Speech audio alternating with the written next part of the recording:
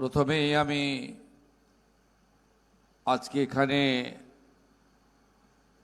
যারা আয়োজন করেছেন তাদের প্রত্যেকের প্রতি কৃতজ্ঞতা এবং অন্তর থেকে শুভেচ্ছা জ্ঞাপন করব। কারণ আমরা এই ভয়ঙ্কর মর্মান্তিক অমানবিক এবং এটা শুধুমাত্র পানিহাটি কলকাতা পশ্চিমবঙ্গ ভারতবর্ষ নয়, গোটা পৃথিবীতে নাড়িয়ে দিয়েছিল যে বোনটির মর্মান্তিক এই মৃত্যু, খুন, অত্যাচার তার দ্বিতীয় বর্ষ আজকে। ঠিক 2 বছর আগে এই দিনটার কথা আমাদের সকলের মধ্যে জাগ্রত হলে বা আমরা স্মরণ করলে আমরা অত্যন্ত বিচলিত হই। আমাদের হৃদয় ব্যথাতুর হয়ে পড়ে, চোখ থেকে জল পড়তে শুরু করে।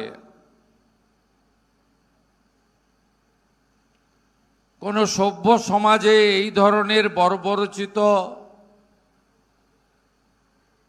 ঘটনা ঘটতে পারে একটি সুরক্ষিত জায়গায়, এটা কখনো কেউ স্বাধীন ভারতবর্ষে, সভ্য ভারতবর্ষে শিক্ষা সংস্কৃতির অগ্রণী পশ্চিমবঙ্গে কেউ কখনো ভাবতেই পারেনি। 2009 আগস্ট 2024, তার পরের বছর 2025 9 আগস্ট রাখি পূর্ণিমার দিন ছিল। অরাজনৈতিক নবান্ন অভিযান ছিল। ঠিক গত বছর এই সময়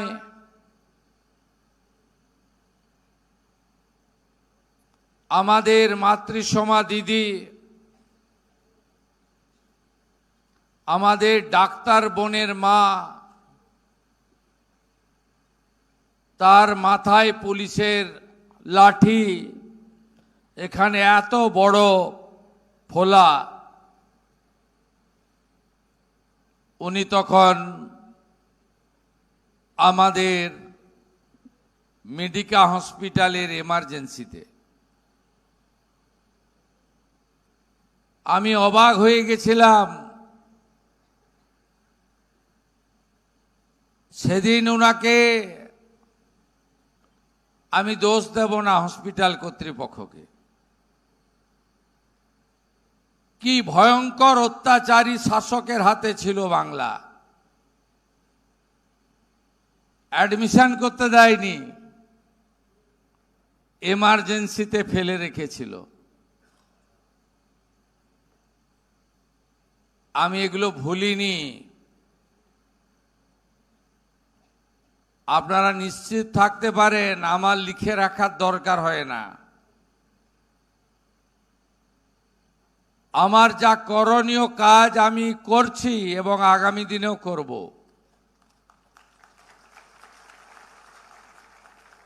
এর শেষ আমাদের দেখতেই হবে।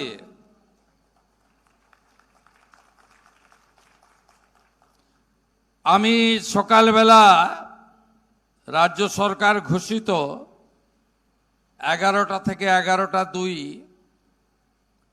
সব স্বাস্থ্যকেন্দ্রে মৌনতা পালন আমি দেখছিলাম। আমি গাড়িতে ছিলাম তখন। আমি দেখছিলাম আর 2 চোখ থেকে জল বয়ে যাচ্ছিল। স্বাস্থ্যকর্মী, চিকিৎসক, নার্স কে নয়। সরকার বলেছিল সরকারি স্বাস্থ্য কেন্দ্রগুলোতে, তা আমি কৃতজ্ঞ সব বেসরকারি হসপিটাল, চিকিৎসা কেন্দ্র, মেডিকেল কলেজ, নার্সিং কলেজ সবাই কিভাবে মাথা নত করে 2 মিনিট অর্থাৎ 120 সেকেন্ড এই বোনটাকে স্মরণ করছিল। তাই মাতৃসমা দিদিকে বলবো, চন্দ্র সূর্য যতদিন আমাদের ডাক্তার বোনের ভয়ঙ্কর স্মৃতি ততদিন থাকবে, কেউ মুছে ফেলতে পারবে না। আমি মাননীয়া বিধায়িকা, বিধানসভার আমার সহকর্মী রত্না দেবনাথ মহোদয়াকে প্রথমেই শ্রদ্ধা এবং প্রণাম জানাবো, এবং সম্মানীয় শেখরবাবু, তাকে আমার সহানুভূতি, সমব্যথিতা এবং সঙ্গে থাকার অঙ্গীকার পুনর্বার ব্যক্ত করব। মঞ্চে পশ্চিমবঙ্গ সরকারের স্বাস্থ্য পরিবার কল্যাণ মন্ত্রী, নিজেও একজন কৃতি চিকিৎসক ডাক্তার শারদত্ত মুখোপাধ্যায় রয়েছেন আমাদের ক্যাবিনেট মিনিস্টার, শিক্ষাবিদ ডক্টর কল্যাণ চক্রবর্তী, এখনই এসে পৌঁছালেন আরেক ক্যাবিনেট মিনিস্টার, বলিষ্ঠ নেতা অর্জুন সিং মহোদয়, আমাদের ভারতীয় জনতা পার্টির পশ্চিমবঙ্গ প্রদেশের সাধারণ সম্পাদিকা, প্রাক্তন সাংসদ, লড়াকু নেত্রী লকেট চট্টোপাধ্যায়, মাননীয় বিধায়ক সৌরভ শিকদার, মাননীয় বিধায়ক আইনজীবী কৌস্তব বাগচি, মাননীয় চণ্ডীচরণ রায়, আমাদের এই জেলার বিজেপির সভাপতি, আমাদের আরও 2 বরিষ্ঠ নেতা মানসদা এবং কিশোরদা আছেন। আমি সকলকে যথাযথ স্থানে সম্মান জানিয়ে সমবেত ভদ্রমণ্ডলীকে স্বাগত জানাই। প্রথমত আপনারা জানেন যে একদিকে আমাদের ডাক্তার বোনের এই মর্মান্তিক পরিণতি এবং এই দুঃখজনক অধ্যায়, তার এই মর্মান্তিক 9ই আগস্ট যাতে আমরা না ভুলি, তার প্রচেষ্টা। দ্বিতীয় হচ্ছে এই দিনে অঙ্গীকার, এই ধরনের ঘটনা যাতে আর না ঘটে, তার জন্য সমাজ, সরকার, রাজনৈতিক দল, ব্যক্তি সবাই যাতে ঐক্যবদ্ধভাবে এগিয়ে আসে, তার জন্য কামনা এবং প্রার্থনা। তৃতীয়ত, আমরা কিভাবে ডাক্তার বোনের স্মৃতিকে অক্ষয় অমর করে রাখব, তার প্রচেষ্টা। চতুর্থত, আমরা অভিযুক্তদের বা সম্ভাব্য অভিযুক্তদের, তাদের কিভাবে আইনি পথে আমরা দৃষ্টান্তমূলক শাস্তি দ্রুত দিতে পারব। এই 4টি বিষয়ের উপরে যদি আলোচনা করা যায়, তাহলে প্রথমত বলবো, আজকে পশ্চিমবঙ্গ সরকার সরকারিভাবে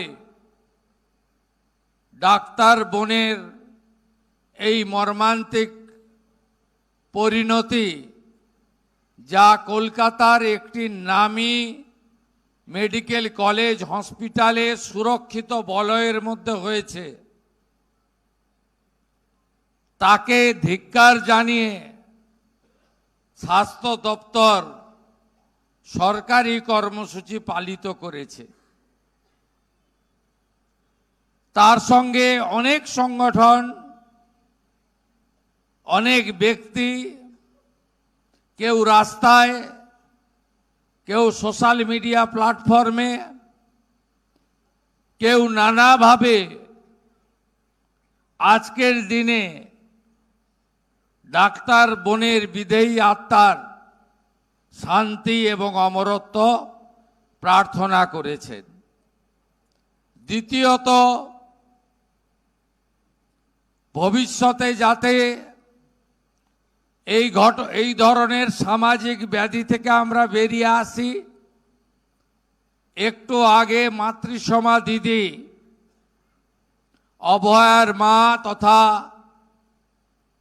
আমাদের বিধায়িকা, তিনিও প্রার্থনা করেছেন সকলের কাছে পরম করুণাময় ঈশ্বর থেকে, প্রশাসন, সরকার থেকে, সমাজ থেকে, সকলের কাছে তার পরিবারের যে ক্ষতি হয়েছে তিনি এবং শেখর বাবু যে যন্ত্রণায় কাতরাচ্ছেন, যেটা তারা মেনে নিতে পারছেন না, মেনে নেওয়া কঠিন, এই পরিণতি যাতে আর কোনো পরিবারে না ঘটে। আমি এই 3 মাস মুখ্যমন্ত্রিত্ব কালে আমি দেখেছি পশ্চিমবঙ্গে এই ধরনের ঘটনা একটা সামাজিক ব্যাধিতে পরিণত হয়েছে। এই ঘটনা তো সুরক্ষিত বলয়, এর সঙ্গে কোনো ঘটনারই তুল্যমূল্য বিচার করা যায় না। একেবারে সুরক্ষিত বলয়। তার বাইরেও যে যে ঘটনাগুলো ঘটছে, এটা আটকাতে গেলে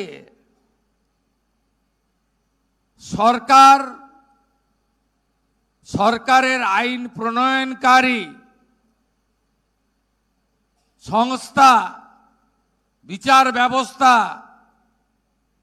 সমাজ, নাগরিক সকলের একটা মেলবন্ধন এবং অঙ্গীকারের প্রয়োজন আছে, যা আমরা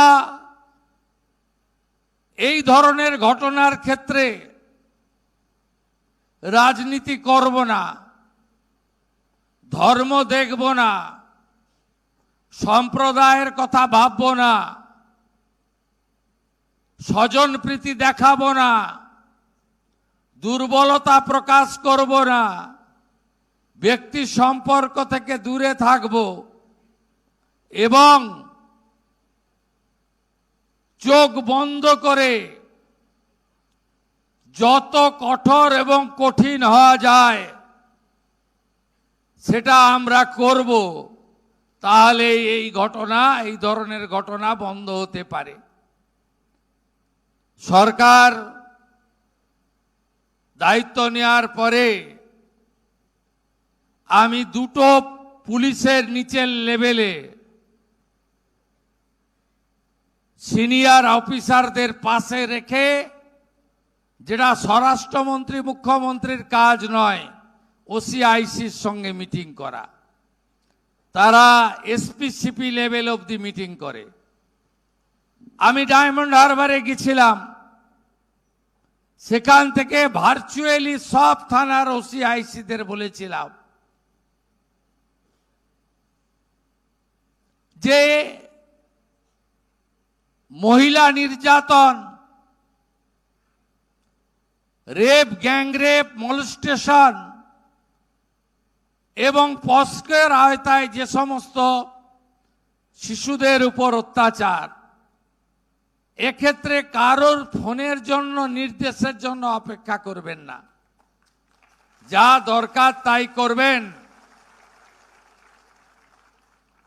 কেউ হস্তক্ষেপ করবে না। তারপরে কয়েকটা ঘটনা ঘটেছে। আমি বিগত মুখ্যমন্ত্রীর মতো ছোট ঘটনা, প্রেমের গল্প, মেয়েটা তো অন্তঃসত্ত্বা ছিল, 10 লাখ তো দেওয়া যেতেই পারে, এ ধরনের কথা বলায় বিশ্বাস করি না। আমি বলেছিলাম খোলা হাতে দমন করুন। আপনারা দেখেছেন বারুইপুরের ক্ষেত্রে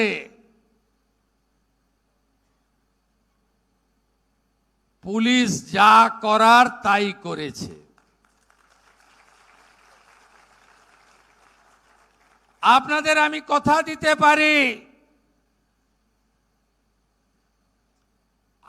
নারী নির্যাতন, দিদি বোন মার উপর অত্যাচার, শিশু কন্যাদের উপর অত্যাচার, ভারতীয় ন্যায় সংহিতা আইনি পথে আইনকে কিভাবে প্রয়োগ করতে হয় দ্রুততার সঙ্গে, এই সরকার সেটা করে দেখাবে। আমি পুরো ল ডিপার্টমেন্টকে নিয়ে, হোম ডিপার্টমেন্টকে নিয়ে বসেছিলাম যে এখনো অবধি কতগুলো বুদ্ধবাবু বা বিগত 15 বছরের সরকারের সময়কালে পানিশমেন্ট হয়েছে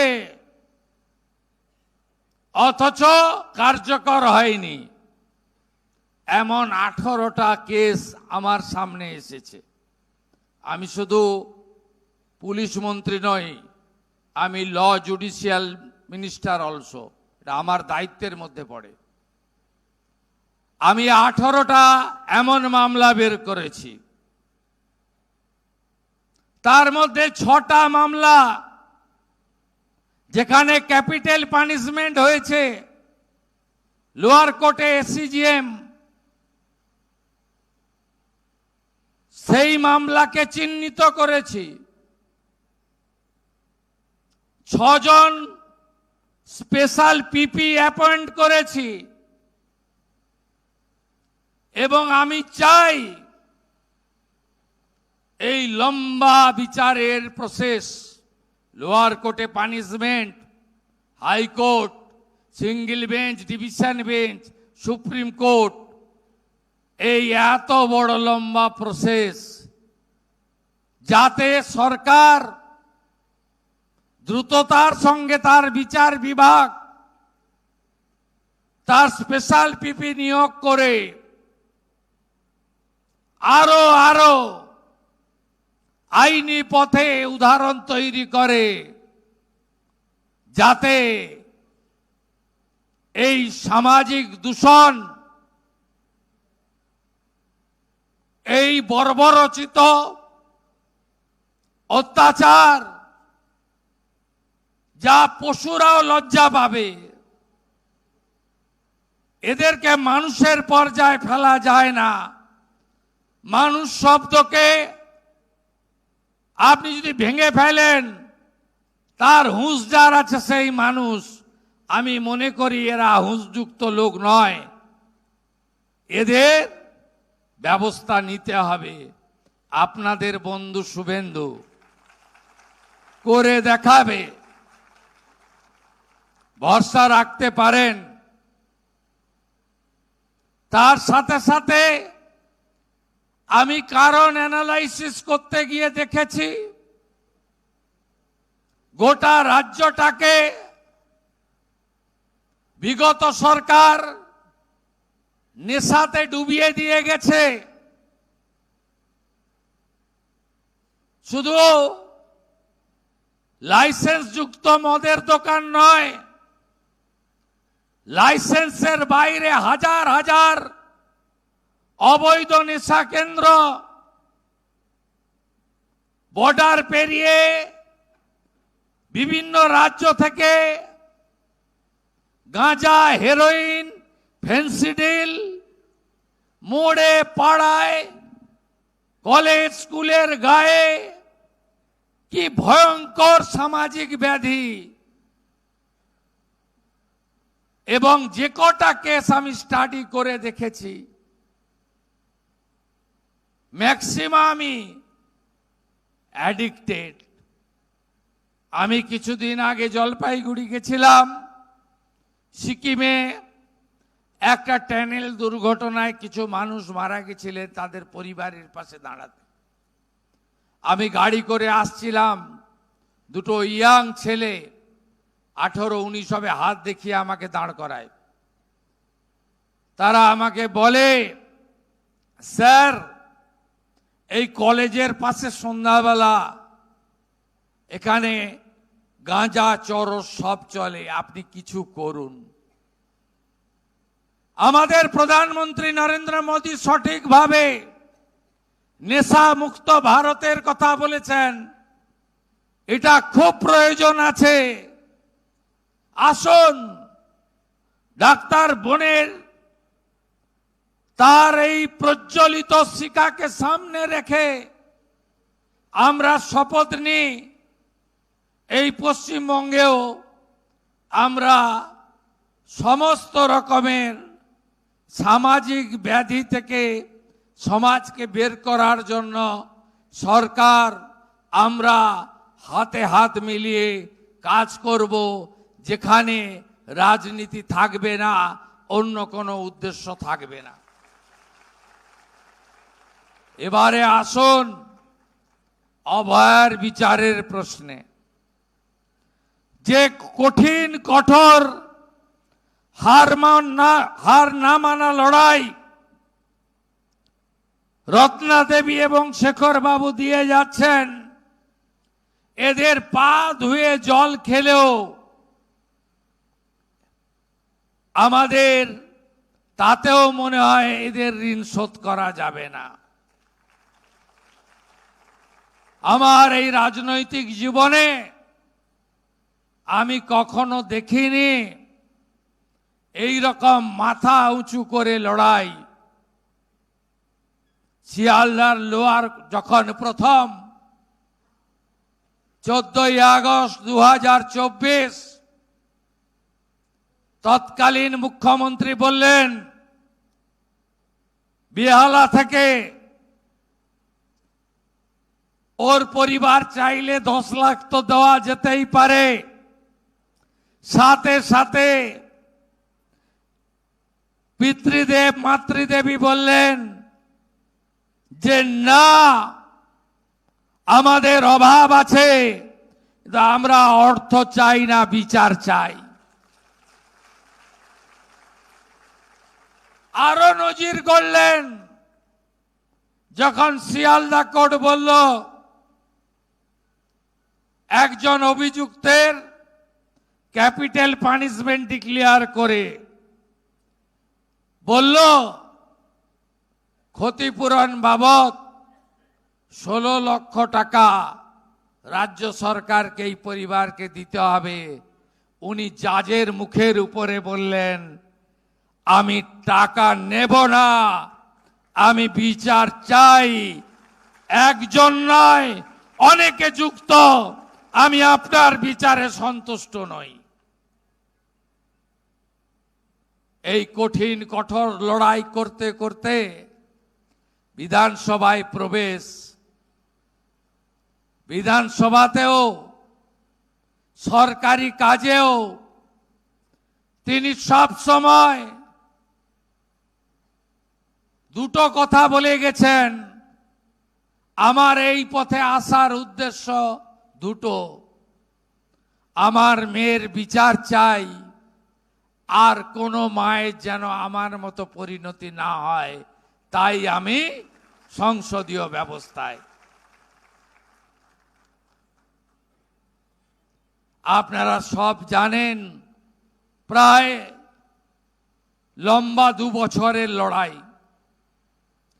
কিন্তু আমি বলি, নিশ্চিতভাবে লড়াইতে অভয়া বোন জিতবে এবং গোটা রাজ্যের মানুষ তারা খুশি হবে। আমার লিমিটেশন আছে। হাইকোর্ট সিবিআই তদন্ত দিয়েছিল, পরে কেউ সুপ্রিম কোর্টে যায়নি, সুপ্রিম কোর্ট নিজেই ঢুকেছিল। কেন ঢুকেছিল? সে কারণ রত্না দেবী শেখর বাবুর অজানা, তৎকালীন বিরোধী দলনেতা আজকের মুখ্যমন্ত্রী শুভেন্দু অধিকারীর অজানা। তারা কেন ঢুকেছিল, পিছনে কি রহস্য ছিল আমি জানি না। আমি যেহেতু সাংবিধানিক পদে আছি, আমি এর থেকে বেশি কিছু বলতে পারবো না। কলকাতা হাইকোর্টে মামলা ফিরিয়ে দেওয়ার পরে অফিসার আইও ইত্যাদি চেঞ্জের পরে আবার নতুন করে তদন্তের অগ্রগতি হয়েছে, কিন্তু ফল পাওয়া যায়নি। সে বিশ্বাস তার পরিবারেরও আছে, আমারও আছে। যেহেতু কোর্ট মনিটরিং, তাই এর থেকে বেশি কথা রাজ্যের সাংবিধানিক প্রধানের বলা উচিত নয়। আমরা সরকার থেকে কি কি করেছি। পুলিশ এই মামলাকে ঠিকমতো প্রপারলি পুলিশের যে দায়িত্ব কর্তব্য ছিল পালন করেনি বলে তৎকালীন নগরপাল সিনিয়র আইপিএস বিনীত কুমার গোয়েলকে সাসপেন্ড করা হয়েছে ডেটেড 15ই মে। কার কথায় কিভাবে আমাদের রত্না দেবীর নাম করে মিথ্যা প্রেস কনফারেন্স করার অভিযোগে আইপিএস ইন্দিরা মুখার্জিকে 15ই মে সাসপেন্ড করা হয়েছে। আমি পরিবারের সঙ্গে একাধিকবার মিট করেছি। পরিবার বলেছে আইপিএস অভিষেক গুপ্তা ডিসি নর্থ ছিলেন সম্ভবত, তিনি সরকারের হয়ে তদানীন্তন মুখ্যমন্ত্রীর হয়ে অর্থ দেওয়ার জন্য প্রস্তাব দিয়েছিলেন। এই অভিযোগের ভিত্তিতে অভিষেক গুপ্তাকেও আমরা সাসপেন্ড করেছি। ডিপার্টমেন্টাল ইনকোয়ারি প্রসিডিংস হচ্ছে এবং আপনারা ভরসা রাখুন এর কনক্লুশনে আমরা যাব। আমরা বিগত মুখ্যমন্ত্রী তথা স্বাস্থ্যমন্ত্রী আটকে রেখেছিলেন এই 3 জনের ডক্টরশিপ ক্যান্সেলেশন।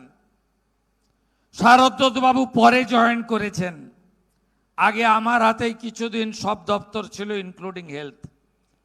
আমি খুব দেরি করিনি। আমি সন্দীপ ঘোষ, বিরূপাক্ষ বিশ্বাস, অভিক দে এই 3 জনের ডক্টরশিপ খারিজ করে তাদের বিরুদ্ধে যে প্রসিডিংস নেওয়া উচিত সেই প্রসিডিংস আমি নিয়েছি। তারা জীবনে আর সার্ভিসে ফিরতে পারবেন না, ওটা অতীত হয়ে গেছে। তার সাথে সাথে আমরা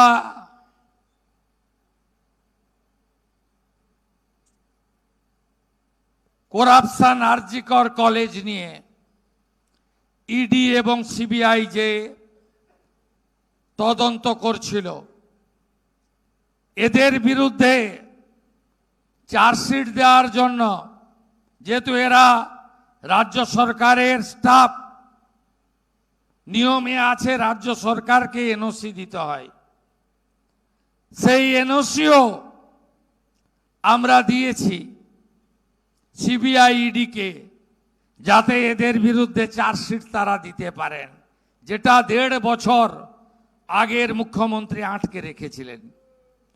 শুধু তাই নয়, আমি মাননীয়া রত্না দেবীর একটি আবেদন বলবো না, একটি চিঠি পেয়েছি। তিনি নতুন মুখ্যমন্ত্রীর কাছে পুনর্তদন্তের জন্য আমাকে একটা চিঠি দিয়েছেন। যেহেতু হাইকোর্ট সুপ্রিম কোর্টের ডাইরেকশনে কোর্ট মনিটরিং সিবিআই চলছে, তাই আমি মুখ্য সচিব সহ আমাদের সব এক্সপার্টদের সঙ্গে আলোচনা করে 1952 সালে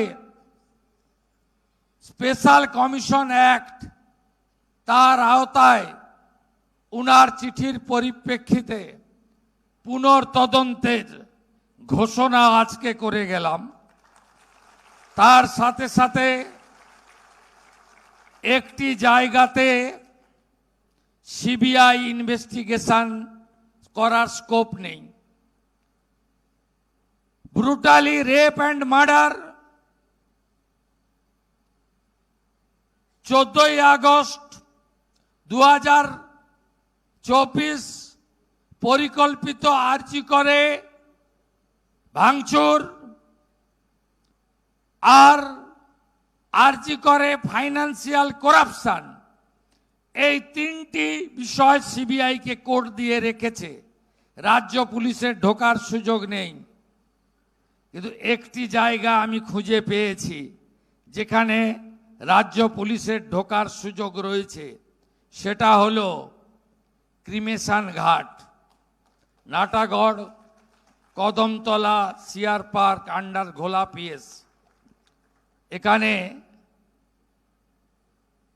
আমরা আশ্চর্য হয়ে যাবেন, সিরিয়াল 3-তে ছিল, 1 করেছে। ক্রিমিশন কস্ট হয়, দিতে হয়। ক্রিমিশন কস্ট বাড়ির লোক দেয়নি, সিগনেচার করতে হয় বাড়ির লোককে। Any close relative, no signature. এখানে নির্মল ঘোষ, সোমনাথ দে, সঞ্জীব মুখার্জি,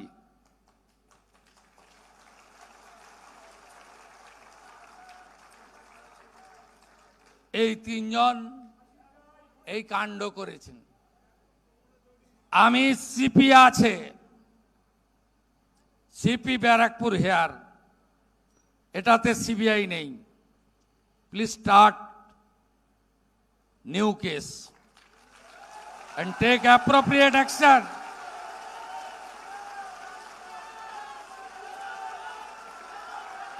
আমার যা করার আছে করব। অভয়া বলিনি, অভয়া বলিনি, অভয়া বলিনি, অভয়া বলিনি। মানুষ আমাদের জিতিয়েছে অভয়ার বিচার দিতে। আমার লিমিটেশনের মধ্যে আমি কমিটেড, আমি কমিটেড, আমি কমিটেড।